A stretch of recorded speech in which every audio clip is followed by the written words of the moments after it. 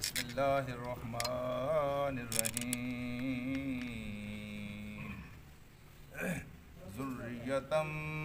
ذریۃ من حملنا مع نوح انہ کان عبدا شکورا صدق اللہ العلی العظیم۔ رفقائے گرامی، یہ معراج کا واقعہ دراصل بنی اسرائیل کی معزولی اور اس کی جگہ پہ بنی اسماعیل کے نسب کا واقعہ تھا۔ اللہ تبارک و تعالی نے ایک امت کو عزت کے ایک مقام سے معزول کیا تھا اور ان کی جگہ پہ ایک دوسری امت کو اللہ تبارک و تعالی نے عزت کی اس مقام پر سرفراز فرمایا تھا۔ اللہ تعالیٰ کی سنت یہ رہی ہے کہ وہ حق کا اعلان کرنے کی عزت کسی قوم کو عطا کرتا ہے، اور یہ عزت کسی علاقے، کسی زبان، کسی قوم کی وجہ سے کسی قوم کو نصیب نہیں ہوتی، بلکہ یہ عزت اللہ تعالیٰ اس بنیاد پر قوموں کو عطا کرتا ہے کہ کون سی قوم اللہ تعالیٰ کو اپنا وکیل اور اپنا کارساز مانتی ہے۔ جب تک کوئی قوم اللہ کو اپنا وکیل اور کارساز بناتی رہتی ہے، اللہ پاک اس عزت سے اس قوم کو محروم نہیں کرتا۔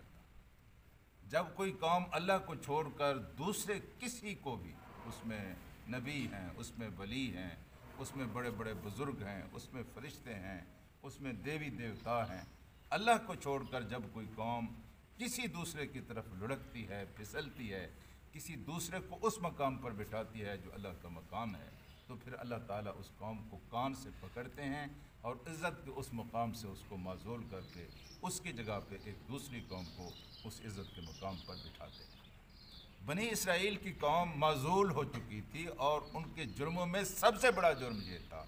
کہ انہوں نے اللہ تبارک و تعالیٰ کو وکیل اور کارساز، اللہ کے اوپر بھروسہ انہوں نے چھوڑ دیا تھا، اللہ کی عبادت کرنا انہوں نے چھوڑ دی تھی، اللہ کے حق ادا کرنا انہوں نے چھوڑ دیے تھے، اللہ کے ساتھ وفا کا جو تعلق تھا وہ انہوں نے توڑ دیا تھا، اور اللہ تبارک و تعالیٰ نے ان کو اس سے معزول کر دیا۔ میرے عزیز دوستو، یہ حضور کریم صلی اللہ علیہ وسلم کے معراج کا تذکرہ ہے پہلی آیت میں، دوسری آیت میں حضرت موسیٰ علیہ السلام کی بات کی گئی ہے، تیسری آیت میں اللہ پاک نے اس کہانی کو بالکل ایک جڑ سے پکڑا ہے کہ اے بنی اسرائیل، تم دراصل نوح کی اولاد ہو۔ حضرت نوح علیہ السلام کون تھے؟ وہ بھی تو عبد شکور تھے،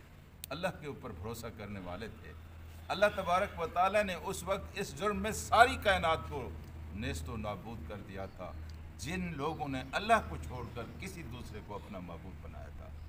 ایک متنفس کو بھی اللہ تعالیٰ نے زمین پر رہنے کا حق نہیں دیا تھا، صرف اتنے لوگ رہے تھے جو حضرت نوح علیہ السلام کی کشتی میں سوار ہو سکتے تھے۔ اللہ پاک نے ان کو بچایا، اور یہ سارے لوگ جو تھے، یقین فرمائیے کہ یہ سارے لوگ وہی تھے جو اللہ کو اپنا کارساز اور اللہ کو اپنا ولی، اللہ کے اوپر بھروسہ کرنے والے، اللہ کی عبادت کرنے والے، اللہ کے ساتھ وفا کا تعلق نبھانے والے لوگ۔ تو بنی اسرائیل سے کہا گیا کہ دیکھو صحیح تم اولاد کن کی ہو اور کرتوت تمہارا کیا ہے، نسب تمہارا کتنا خوبصورت اور شاندار ہے۔ حضرت نوح علیہ السلام کی تم اولاد ہو جو عبد شکور تھے، اور اس کے بعد پھر نبی در نبی تمہاری نسل سے پیدا ہوئے ہیں، لیکن تم نے آ کر اپنے آبا کی لاج نہیں رکھی اور اس راستے کو ترک کر دیا ہے جو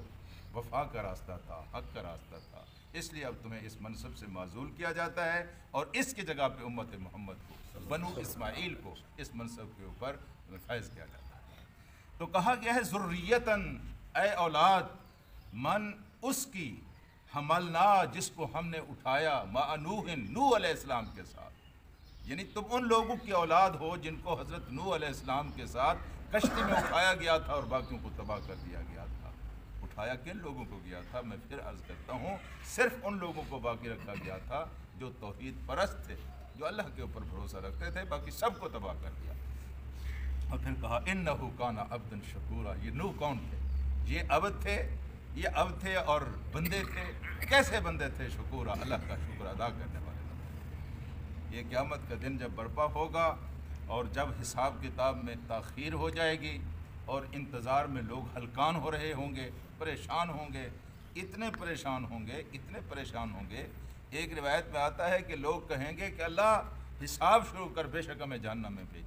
اس قدر وہاں پریشانی ہوگی۔ تو ایک ایک نبی کے پاس جائیں گے نا، ایک ایک نبی کے پاس جائیں گے، اور جو خاص اس کی نسبت اور تعارف ہوگی اس کا وہ حوالہ دیں گے۔ حضرت نوح علیہ السلام کے پاس جب جائیں گے تو حضرت نوح علیہ السلام سے عرض کریں گے کہ آپ آگے بڑھیے، اللہ سے اپیل کیجئے، درخواست کیجئے، دعا کیجئے، اور وہاں لوگ حضرت نوح علیہ السلام کے پاس جا کر کہیں گے کہ عبدًا شکورا،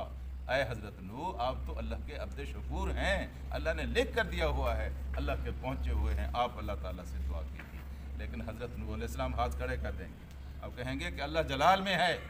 آج میری بھی استطاعت اور طاقت اور ہمت نہیں پڑتی کہ میں آگے بڑھ کر اللہ تعالیٰ کی بارگاہ میں کچھ عرض کر سکوں۔ پھر لوٹتے لوٹتے آخر میں محمد مصطفیٰ صلی اللہ علیہ وسلم کے پاس آئیں گے، لیکن آپ بھی وہاں کیا کریں گے؟ آپ سجدے میں گر جائیں گے، بس سجدے میں گر جائیں گے اور گرے رہیں گے سجدے میں۔ پھر اللہ پاک ان کو وہ الفاظ عطا کرے گا جو پہلے ان کے پاس نہیں ہوں گے، بطور خاص وہ لفظ اللہ تعالیٰ ان کے ذہن میں ڈالے گا، اور ان لفظوں کے ساتھ حضرت محمد مصطفیٰ صلی اللہ علیہ وسلم اللہ کے سامنے اللہ کی حمد بیان کریں گے، اللہ کی تعریف کریں گے، اور پتہ نہیں ان الفاظ میں کیا کہا گیا ہوگا کہ اللہ اپنی مخلوق کے اوپر رحم فرما، ترس فرما۔ پھر اللہ تبارک و تعالیٰ حضور کریم صلی اللہ علیہ وسلم کی اس زبردست قسم کی عاجزی اور بندگی، اور اس زبردست قسم کی یوں سمجھیں کہ ایک مسکنت اور بالکل درماندگی کی حالت میں جو دعا آپ فرمائیں گے اس کو اللہ پاک قبول کرے گا، اور پھر اللہ کی مخلوق کا وہاں حساب کتاب ہوگا۔ تو وہاں حضرت نوح علیہ السلام کے پاس جائیں گے، اسی صفت کا تذکرہ کہیں گے کہ نوح اللہ پاک نے آپ کو عبد شکور بنایا ہے۔ اللہم صلی علی سیدنا و مولانا محمد۔